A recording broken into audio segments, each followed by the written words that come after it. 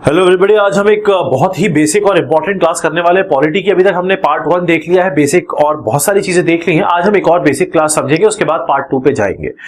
आपको एक चीज हमेशा पता है, मेरे पास क्लास में मान लो 10 बच्चे हैं, 10 स्टूडेंट्स हैं मान लो फॉर एग्जाम्पल, और मैं पॉलिटी के साथ एक और सब्जेक्ट चलाना चाहता हूं। मैं चाहता हूं कि बच्चों के हिसाब से मैं वो चीज करूं, तो मैं क्या करूंगा, वोटिंग करवाऊंगा। और अगर वो वोटिंग में 10 लोग हैं, अगर मेरे को वोट 6 मिल जाते हैं तो मैं वो चीज कर दूंगा जो वो बच्चे बोल रहे हैं। मतलब मेजॉरिटी का मतलब होता है, जो आज हम पढ़ने वाले हैं, बहुमत।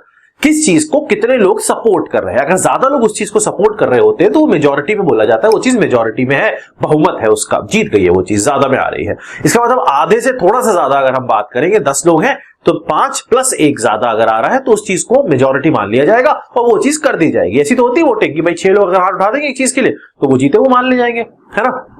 ठीक है सर, आज हम वही चीज पढ़ने वाले हैं। अगर पार्लियामेंट को कोई लॉ बनाना होता है, कोई एक्ट बनाना होता है, कोई नई पॉलिसी बनानी होती है, कॉन्स्टिट्यूशन में चेंजेस लाने होते हैं, तो वो वोटिंग कराता है। बहुत सारे मेंबर्स होते हैं वहां पे, उनको वोटिंग कराता है।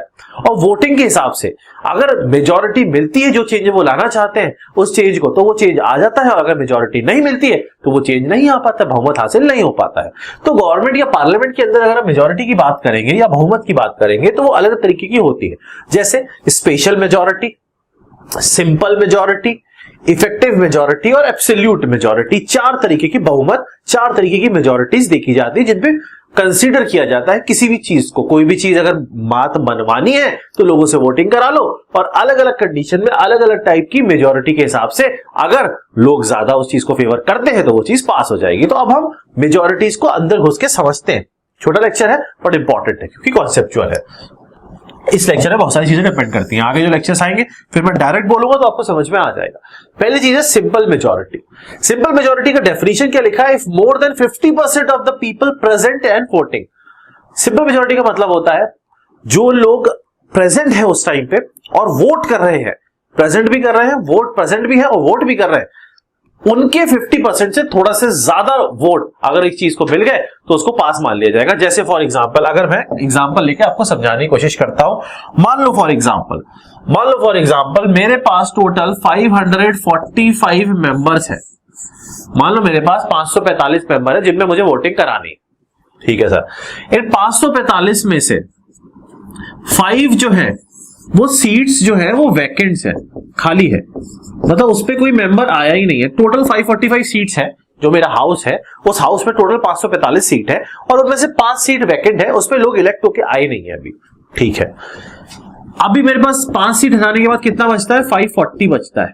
ठीक है, ये 540 जो लोग हैं ये लोग इलेक्ट होके आ चुके हैं। इस 540 में से 20 लोग जो है ये वोटिंग करने ही नहीं आए या उस दिन आए ही नहीं जिस दिन वोटिंग होने वाली थी, जिस दिन हम किसी चीज पर डिस्कशन करने वाले थे, कोई लॉ बनाने वाले थे वोटिंग करके, तो वो लोग आए ही नहीं। मतलब अभी जो हाउस के अंदर मेंबर प्रेजेंट है वो 520 मेंबर प्रेजेंट है। ठीक है, 5 वैकेंट है, 20 आए ही नहीं, लेकिन मेंबर थे 5, तो मेंबर ही नहीं थे, खाली थी सीट्स। 20 मेंबर थे लेकिन आए नहीं। ठीक है, अब बचे 520। इन 520 में से 20 मेंबर ये कहते हैं हमारा मन नहीं है वोट करने का, हम नहीं करेंगे। मतलब अभी जो फाइनल स्ट्रेंथ मेरे पास आ रही है, जिनको मैं बोल सकता हूं प्रेजेंट एंड वोटिंग है, जो प्रेजेंट भी है और वोट भी कर रहे हैं, वो है 500। मतलब टोटल 545 थी मेरे पास सीट्स, उन सीट में से 5 वैकेंट थी, 20 लोग आए ही नहीं और 20 जो आए उन्होंने बोला हम वोट नहीं करेंगे, तो मेरे पास जो इफेक्ट फाइनल बची वैल्यू वो बची 500। अब मैं इन 500 में वोट कराऊंगा तो सिंपल मेजॉरिटी से अगर मुझे कोई चीज पास करवानी है तो ये मेथड ये कहता है, सिंपल मेजॉरिटी ये कहती है कि 500 का 50% +1, मतलब मेरे पास कम से कम 251 वोट मेरे सपोर्ट में आने चाहिए। अगर 251 सपोर्ट मेरे को मिल गया तो मैं वो चीज पास करा ले जाऊंगा। More than 50% of the people present and voting, present and voting, आए भी हो और वोट भी कर रहे हो। समझ में आ गया, ये होती सिंपल मेजॉरिटी, आधा +1। इस चीज को ध्यान रखना है, 1/2 + 1। क्लियर, इसको बोलते हैं सिंपल मेजॉरिटी। बहुत सारे लोग सिंपल मेजॉरिटी से पास किए जाते हैं, समझेंगे जब मैं वो लॉ पढ़ाऊंगा चीजें, तो आपको वहां पे सिर्फ इतना बोलूंगा सिंपल मेजॉरिटी से पास हो जाएगी। तो आपको सिंपल मेजॉरिटी का मतलब समझ में आना चाहिए, मैंने जो भी बताया। नेक्स्ट हो गया एब्सोल्यूट मेजॉरिटी। एब्सोल्यूट मतलब फिक्स्ड मेजॉरिटी। एब्सोल्यूट मेजॉरिटी ये कहती है कि अगर मेरे पास 545 सीट्स हैं तो अब लोग है नहीं है उससे मैटर नहीं करता है। अगर कोई चीज एब्सोल्यूट मेजॉरिटी से पास होगी तो 545/2 +1 सीधा टोटल वैल्यू को ही कंसीडर किया जाएगा। जितनी सैंक्शनड स्ट्रेंथ है, जो सेक्शन की गई ना कि भाई इतने लोग होने चाहिए, उतनी स्ट्रेंथ से डायरेक्ट डिवाइड करके पता लगेगा। तो अराउंड 273 वैल्यू निकल के आती, मतलब 273 वोट मेरी फोर्स उसमें होने चाहिए मेरे सपोर्ट में, तब जाके वो चीज एब्सोल्यूट मेजॉरिटी से पास करा पाऊंगा। सीधा जितनी सीट्स है उसको आधा करके एक ज्यादा कर देना। अब आप मुझे बताओ, क्या सिंपल मेजॉरिटी से लॉ पास कराना मुश्किल है या फिर एब्सोल्यूट मेजॉरिटी से मुश्किल है? एब्सोल्यूट से मुश्किल है। यहां ज्यादा सपोर्ट चाहिए मुझे, यहां 273 लोगों का सपोर्ट चाहिए और यहां पे से 251 का सपोर्ट चाहिए था। इसका तो absolute majority is difficult as compare to that of simple majority. Absolute में तो जितनी सीट है सीधा आधा करो और एक ऐड कर दो, ठीक है। बहुत सारे लोग बहुत सारी चीजें एब्सोल्यूट से भी होती हैं। नेक्स्ट है इफेक्टिव मेजॉरिटी। इफेक्टिव मेजॉरिटी ये कहता है more than 50% of the effective strength of the house. Effective strength का मतलब क्या होता है? अगर एक हाउस में सैंक्शनड स्ट्रेंथ 545 है, जो सैंक्शन की गई है, इलेक्शन होके जो मेंबर आते हैं वो आते हैं 540, मतलब 5 सीट्स जो है वो वैकेंट रह जाती हैं, उसमें कोई मेंबर आता ही नहीं है। सैंक्शन स्ट्रेंथ 545 है, 545 है, जब इलेक्शन होते हैं तो 540 मेंबर्स तो आ जाते हैं, 5 सीट्स खाली रह जाती हैं। तो इफेक्टिव स्ट्रेंथ ऐसा बोला जाता है कि इसी हाउस की जो इफेक्टिव स्ट्रेंथ होगी वो इफेक्टिव स्ट्रेंथ होगी 540। वैकेंसी को हटा दो, खाली सीट्स को हटा दो, तो 540 बच रहा है, खाली सीट्स हटानी है बस इफेक्टिव स्ट्रेंथ हो गई है। अब ये कहते हैं कि अगर मुझे इफेक्टिव मेजॉरिटी से कोई चीज पास करानी है तो मेरा होगा 540 डिवाइडेड बाई 2 प्लस का 1, 271, 271 वोट मेरे को चाहिए होंगे। सिर्फ वैकेंसीज को हटा रहा जो खाली है। लोग नहीं आ रहे हैं वो उनकी प्रॉब्लम है, वो यहां पे नहीं आएगा, वो सिंपल में आएगा। अगर लोग नहीं आ रहे हैं वो सिंपल मेजॉरिटी में माइनस की जाएगी, यहां पे सिर्फ खाली वाली सीट माइनस की जाएगी। तो ये आ गया 271। अब आप मुझे बताओ, एब्सोल्यूट, सिंपल और इफेक्टिव में सबसे ज्यादा मुश्किल कौन सा है? सबसे ज्यादा मुश्किल है एब्सोल्यूट। 273 चाहिए यहाँ पे सपोर्ट, यहाँ कितना चाहिए? 271 चाहिए। और सबसे कम किसमें चाहिए था? सिंपल मेजॉरिटी के अंदर। ठीक, लास्ट आ जाओ, स्पेशल मेजॉरिटी। स्पेशल मेजॉरिटी एक स्पेशल मेजॉरिटी है जो 3 अलग अलग आर्टिकल्स के अंदर एक्सप्लेन की गई है। पहला है आर्टिकल नंबर 61, दूसरा है आर्टिकल नंबर 249 और तीसरा है आर्टिकल नंबर 368। आर्टिकल नंबर 61 जो है, ये आर्टिकल नंबर 61 प्रेसिडेंट को हटाने के प्रोसीजर पे बात करता है। प्रेसिडेंट को हटाने के प्रोसीजर को एक नाम दिया जाता है जिसको बोलते हैं इम्पीचमेंट ऑफ प्रेसिडेंट। प्रेसिडेंट क्योंकि बहुत हाई पोस्ट है तो उसको हटाने के लिए जो वर्ड यूज किया जाता है, काफी भारी वर्ग का वर्ड यूज करते हैं, इम्पीचमेंट, इम्पीचमेंट ऑफ प्रेसिडेंट।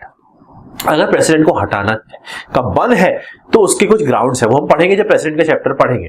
अगर उन ग्राउंड्स पे प्रेसिडेंट को हटाने की बात की जाती है तो दोनों हाउस है हमारे पास, लोकसभा राज्यसभा, दोनों हाउसेस पे स्पेशल मेजॉरिटी के साथ वो प्रेसिडेंट को हटाने वाली बात पास होनी चाहिए। अब स्पेशल मेजॉरिटी क्या होती है सुनो, अगर वो पास हो जाएगी तो प्रेसिडेंट इंपीचमेंट हो जाएगा, हट जाएगा president. Special majority article number 61 के हिसाब से 3 तरीके एक्सप्लेन की गई है, 61, 249 और 368। तीनों में अलग अलग स्पेशल मेजॉरिटी के प्रोसीजर बताए हैं। स्पेशल मेजॉरिटी 61 में ये बोलता है कि इसमें 2/3 ऑफ द, अगर मुझे प्रेसिडेंट को हटाना है, इंपीच करना है, तो कम से कम इतने वोट उस हटाने वाले सपोर्ट में होने चाहिए। कितने? 2/3 of the total strength of the house. 2/3 of the total strength कितना है? 545 sanction strength of the house which is around 366, मतलब 366 वोट चाहिए होंगे इंपीच करने के लिए प्रेसिडेंट को। कितना डिफिकल्ट है? बहुत डिफिकल्ट है, इतना आसान नहीं है। 366 वोट चाहिए, ठीक है। इसका मतलब आर्टिकल नंबर 61 प्रेसिडेंट की इंपीचमेंट की बात करता है। Special majority is 2/3 of the total strength of the house. Total strength, ये माइनस कुछ नहीं करना, वैकेंसी सब इंक्लूडेड है, ठीक है।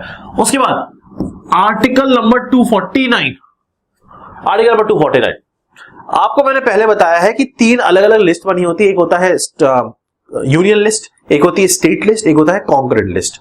यूनियन लिस्ट में सेंट्रल गवर्नमेंट अपने लॉ बना सकती है, स्टेट लिस्ट में स्टेट गवर्नमेंट बना सकती है और कॉन्करेंट लिस्ट में दोनों बना सकते हैं। लेकिन अगर दोनों सेम चीज पे लॉ बनाएंगे तो उस केस में यूनियन वाला जो लॉ होगा, सेंट्रल वाला लॉ होगा, वो हमेशा ज्यादा बेटर कंसीडर किया जाएगा, क्योंकि हमारा सिस्टम क्या है? यूनिटरी बाइस है, क्वासी फेडरल है। याद है ना, क्वासी फेडरल बताया था, ठीक है। ये कहता है अगर पार्लियामेंट किसी स्टेट के अंदर आने वाली चीज पे लॉ बनाना चाहता है, अगर पार्लियामेंट किसी स्टेट में आने वाली चीज के ऊपर लॉ बनाना चाहता है तो उसको वो लॉ बनाने के लिए स्पेशल मेजोरिटी से उस चीज को पास कराना पड़ेगा। अगर पार्लियामेंट किसी स्टेट की चीज पे अपना लॉ बनाना चाहता है तो उस केस में उस पार्लियामेंट के अंदर जो वोटिंग होगी वो वोटिंग स्पेशल मेजोरिटी से पास होनी चाहिए। और यहां पे स्पेशल मेजोरिटी को थोड़ा सा अलग तरीके से दिखाया गया है और यह कहा जाता है कि यहां पे जो स्पेशल मेजोरिटी होगी इस केस में, जब स्टेट की किसी चीज पे लॉ बनाना चाहती है सेंटर, वो स्पेशल मेजोरिटी होगी 2/3 of the people present and voting. Present and voting मतलब यहां पे जो लोग आए हैं और वोट कर रहे हैं सिर्फ उनको ही कंसीडर किया जाएगा। मतलब यहां पे अगर मैं बोलूं तो टोटल 545 में से 5 वैकेंसी थी, 20 आए ही नहीं थे और 20 ने वोट नहीं किया था। मतलब आप 45 हटा दोगे तो मेरे को जो वैल्यू मिलेगी वो मिलेगी 500। तो मैं 2/3 ऑफ 500 की वोटिंग यहां पे करा लूंगा और इतने वोट मुझे मिल गए तो मैं स्टेट वाली चीज पे अपना लॉ बना डालूंगा। टोटल अराउंड 333 वोट चाहिए होंगे। डिफिकल्ट ये भी है लेकिन इससे ज्यादा डिफिकल्ट इम्पीचमेंट है, 366 चाहिए होंगे। वहां पे टोटल स्ट्रेंथ का 2/3 था, यहां पे प्रेजेंट एंड वोटिंग का 2/3 है। किस पे? आर्टिकल नंबर 249 जहां पे स्टेट वाली चीजों पे लॉ बनाना चाह रहा है सेंटर। ठीक है। तीसरा, स्पेशल मेजोरिटी एक और आर्टिकल में एक्सप्लेन की गई है जिसको बोलते हैं आर्टिकल नंबर 368, जो आप जानते हो अमेंडमेंट ऑफ कॉन्स्टिट्यूशन होता है।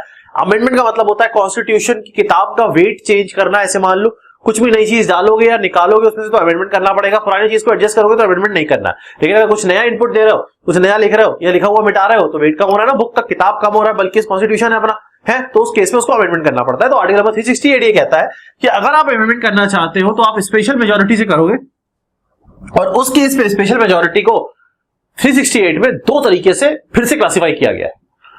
अब ऐसा कहा जाता है कि स्पेशल मेजोरिटी जो होगी पहले केस में, अगर आप कॉन्स्टिट्यूशन अमेंड करना चाहते हो और वो कॉन्स्टिट्यूशन अमेंडमेंट की जो चीज है उसका किसी स्टेट से कोई लेना देना नहीं है, जनरल कोई लॉ बना रहे हो लेकिन कॉन्स्टिट्यूशन में अमेंडमेंट डिमांड हो रही है, तो उस केस में आप क्या करोगे, आपको दो अलग अलग मेजोरिटी साथ में चाहिए होगी। एक होगा 2/3 of the present and voting और साथ में एब्सोल्यूट मेजोरिटी। मतलब अगर आप कोई जनरल चीज अमेंड कर रहे हो जिसका स्टेट से कोई लेना देना नहीं है तो उस केस पे आपको जो मेजोरिटी चाहिए होगी वो स्पेशल मेजोरिटी चाहिए होगी और वो स्पेशल मेजोरिटी होगी 2/3 of the present and voting, मतलब 500 का 2/3 और साथ में एब्सोल्यूट मेजोरिटी भी। एब्सोल्यूट मेजोरिटी मैंने आपको बताया था अभी, याद है ना, टोटल स्ट्रेंथ का वो एब्सोल्यूट मेजोरिटी होती है। दोनों साथ में चाहिए होंगे ऑब्वियसली बात है। जब अगर ये 333 आपके सपोर्ट में आ गए 2/3 of the present and voting तो बाकी 271 तो आ ही जाएंगे ना, ऑब्वियसली बात है। ठीक है, 273।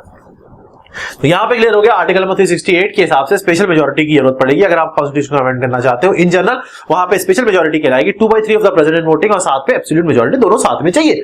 अच्छा, अगर कोई ऐसी चीज होती है जिसपे स्टेट की कोई चीज को चेंज करना चाह रहे हो, स्टेट की किसी चीज से कोई रिलेशन है आपका, तो उस केस में क्या होगा, और कॉन्स्टिट्यूशन अमेंड करना पड़ रहा है, मतलब स्टेट की कोई चीज बदलनी पड़ रही है और कॉन्स्टिट्यूशन में अमेंड करना पड़ रहा है, तो उस केस में क्या होगा, उस केस में आपको स्पेशल मेजोरिटी चाहिए होगी और उस केस में स्पेशल मेजोरिटी के अंदर 2/3 of the present and voting included होगा, साथ में एब्सोल्यूट मेजोरिटी इंक्लूडेड होगी और उसके साथ में एक और चीज इंक्लूडेड होगी कि कम से कम 50% ऑफ द टोटल स्टेट्स उस चीज में हामी भरे। 50% ऑफ द टोटल स्टेट मतलब अपने पास 28 स्टेट्स है तो कम से कम 14 स्टेट्स ये बोले कि हाँ ये चीज हम चाहते हैं, जो आप करना चाह रहे हो, जो अमेंडमेंट आप करना चाह रहे हो ये चीज हम भी चाहते हैं। कम से कम आधी स्टेट्स इस चीज को बोले। स्टेट्स कैसे बोलेगी, स्टेट्स के पास खुद की अपना लेजिस्लेचर है, लेजिस्लेटिव असेंबली और काउंसिल दोनों चीजें भी हो सकती हैं, अकेली लेजिस्लेटिव असेंबली भी हो सकती है।